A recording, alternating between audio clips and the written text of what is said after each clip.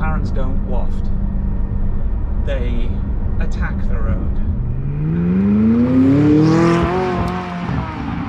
Today, I am heading over to McLaren Scottsdale because they have promised to let me play in the new GT, which I'm really looking forward to spending some time in. And it's going to be a big change from my noisy little Lotus Elise, which I love, but I want to see if McLaren's luxury Grand Tourer really is that.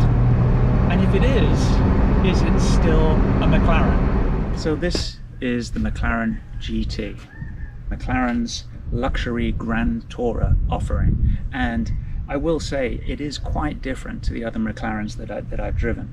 Its styling is definitely more subdued, and inside it's a very comfortable place to be.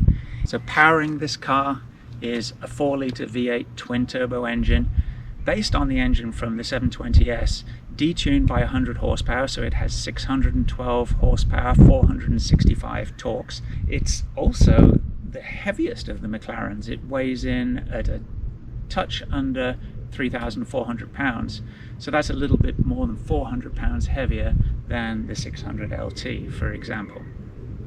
It'll do 0 to 60 in 3.1 seconds according to McLaren, but I think McLaren's figures are a little conservative because I've seen Car and Driver did a test and they got 2.9 seconds out of it. Whatever, it's bloody quick. Like all McLarens, this is mid-engine, rear-wheel drive, and it's a supercar.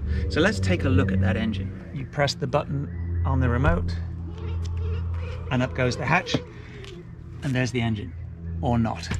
So one of the great things about this car is it's a supercar, but it's got storage space. So the engine sits underneath here. The exhaust is plumbed differently to go down the sides. The engine actually sits lower and the exhaust exits lower on the car so that you have some available trunk space. And McLaren says you can actually fit a set of golf clubs in here. I've seen it done. I'm not going to do it today because I don't have the time. One thing I have noticed, putting my hand on here, it's quite warm, but I don't think that's all coming up from the engine. I think a lot of it comes from this huge great hatch at the back. So this is McLaren's first hatchback. It's the first offering with something other than the engine in place at the back, and it does give a fair amount of room. You can see you can get a couple of soft bags in there. The one thing that I find a little strange is they haven't put any kind of partition between the luggage compartment and the driving compartment, so if you brake suddenly, whatever is in the back of here, unless it's tied down with these straps, is going to join you in the front. One thing that's interesting about this trunk lining, apart from the fact that it's got several layers of heat insulation to protect against the heat coming from the engine, this is what they call a super fabric, and it's lined with tiny little armor plates to protect the fabric so it won't snag or scratch or whatever, so that this luggage area will stay as beautiful as it is now long into the future. And it really is very beautifully finished. Compared to some of McLaren's other offerings, this is a very subdued style, and I think that is befitting with the market that they're aiming at. And it still is very efficient from an aerodynamic point of view. I mean, it has to be. It'll do 203 miles an hour. So it still has active aerodynamic features, but look at the size of those vents going into the rear to feed cool air into the engine, and you can actually see the radiators in there through that vent, and additional venting down through the back, and you can see the low exhaust exits here, which are a function of having that engine mounted underneath the luggage compartment and with the exhaust plumbing coming out lower on the engine. Really, really nice. Now, to get into this car is different from the other McLarens. The 600 LT has a button underneath the fairing here. The 720S, there's a button inside on top. This one, you press this button and you just lift open the door and it just goes up on the dampers all by itself. And then look at that cabin. Isn't that beautiful? Very beautifully finished. This one is in black leather. Not a drop of carbon fiber to be seen. And I know a lot of people want the fastest car out there, but I think as a daily driver, which probably most McLarens are, I think this is the perfect choice. It's very comfortable. It's got as much power as you need on the road. It's unbelievable. Acceleration is great. Handling is phenomenal. It's a McLaren, and listen to this.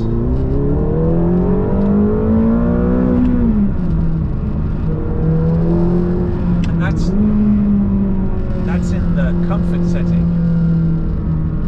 I don't know what kind of comfort they're thinking of. Its pickup is immediate. The tuning of the transmission has been smoothed out. That's probably the best way of explaining it, compared to the 720S or the 600 LT. So it's a lot more comfortable to drive around town. And although the engine is the 720S engine detuned, so it's got 100 horsepower less than the 720 engine, the fact that it's got smaller turbos on it, which have less inertia, means there's more torque available at lower RPMs, which means it's a more livable car around town. So it'll pull more easily, and that probably explains a little bit why its 0 to 60 time is so close to the 720S. I mean, all of those cars are 3 seconds, give or take a tick. And this one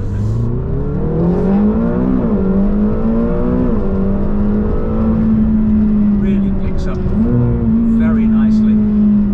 It's not as loud as a McLaren. They've muted the exhaust a little bit, but it still leaves you in no doubt that this is a supercar. Now at any time, even though we're in automatic at the moment, you can just use the paddles to override the gear shifts. And if I was driving this all the time, I would probably leave it in automatic and then use the paddles whenever you need to. So let's put this in sport.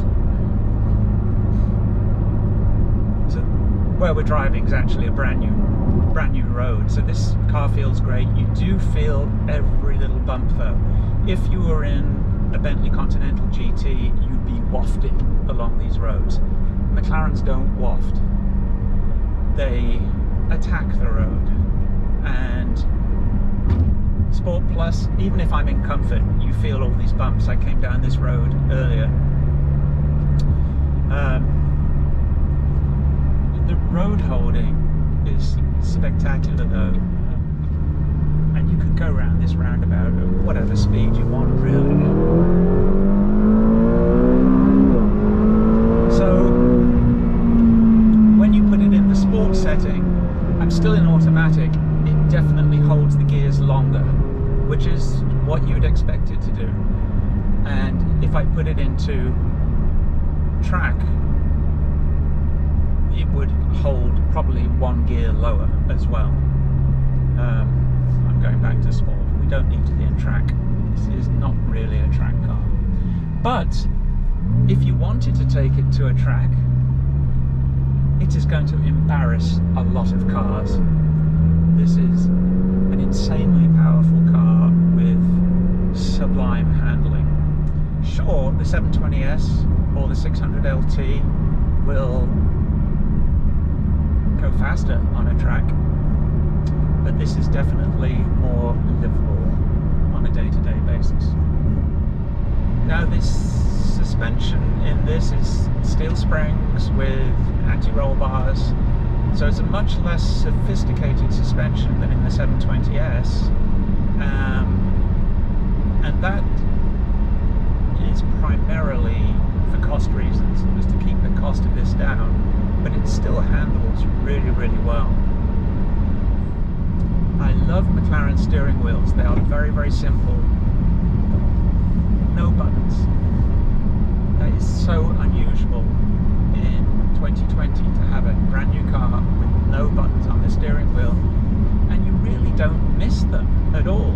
I mean, not even anything like a volume button or a phone button. All the controls in this center stack are so close to you that you really don't need the controls on the steering wheel. And I've been driving this afternoon, and I really haven't missed those buttons at all. I love it. And the steering is very communicative. It's not overly assisted at low speed. So we're doing 45 here, and you know, I can feel there's some resistance to the steering, and it does lighten up when we pick up some speed, but it's still very communicative, and you can feel exactly what's going on in the road, just as you need in a car with this kind of performance potential. So here I am trundling along in 6th gear, 45 miles an hour. If I put my foot down, it kind of asks me, are you sure you want to do this? And then it takes off. So there's quite a delay when you're in comfort setting. Of course, I could have just trundled along, taken it down 3 cogs, and then put my foot down, and it goes immediately. So you just have to be aware that it's going to do that. If I put it in sports, I'm now in Sport Plus and trundling along at 45 miles an hour. If I put my foot down, there's still a little bit of hesitation before it takes off, but it's much faster than it is in the comfort setting. Let's put it in track now. So I'm trundling along in a higher gear to start with, so I'm in 4th gear, 45 miles an hour. If I put my foot down, still kind of a you sure moment, but then it takes off. So the way they've programmed this transmission is not to be brutal.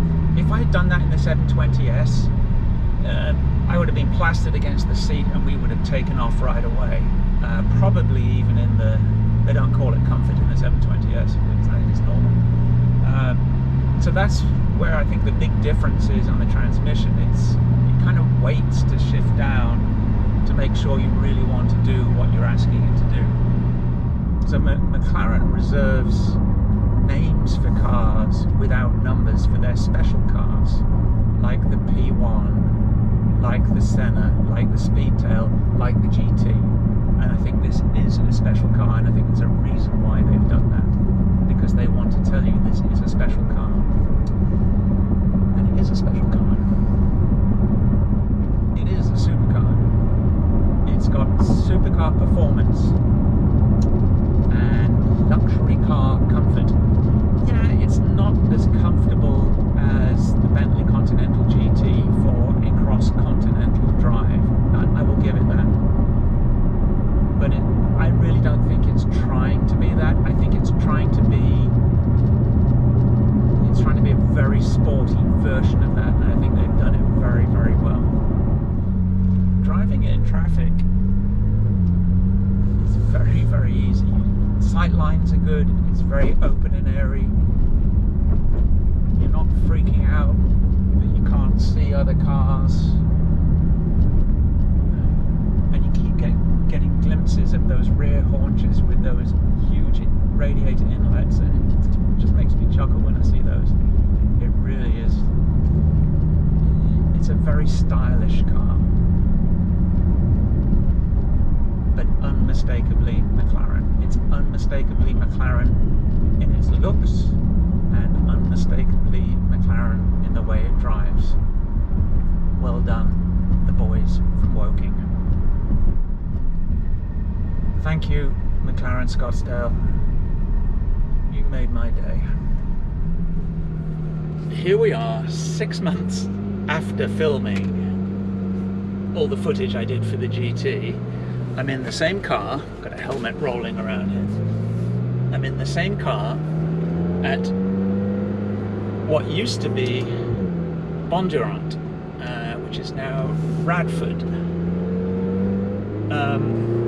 And I've got the GT on track. even though this is their Grand Touring model, it's still really, really good on track.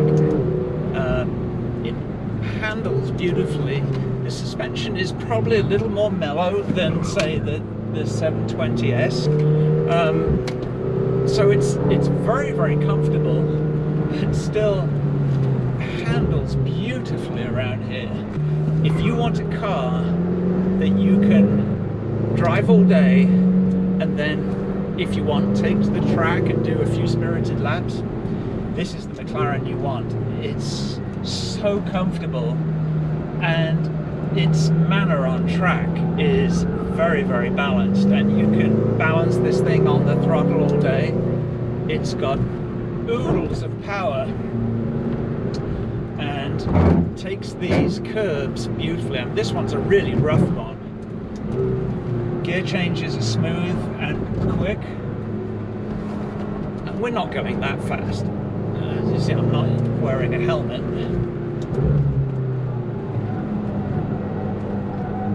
A little bit of wheel spin there.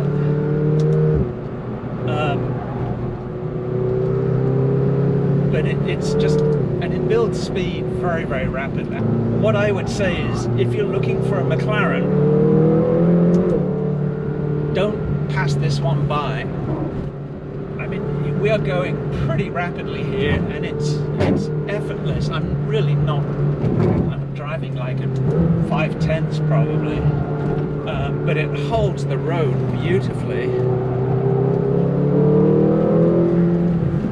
Brakes are very progressive. Oh, I got the turning right finally on this corner. Just hold the wheel and then gradually get on the power. And that is really great. Wow, this is a great way to be able to finish up this film. I didn't think I would be able to get the GT on track. I mean, this is a real treat to be able to drive this around here. And it can make even the most mediocre of drivers look like an absolute superstar. And it just goes through this nice little S's very nicely. You can feel the rear braking loose just ever so slightly. I think this is probably in track at the moment. And let's do a little cool down lap. So that's that. There's a few laps in the McLaren GT, a car I would highly recommend if you're in the market for a McLaren. You can stick your golf clubs in the back. There's room for a couple of soft bags in the front. Room for your significant other beside you. And it's the complete car. So there you have it, McLaren GT. What a wonderful car.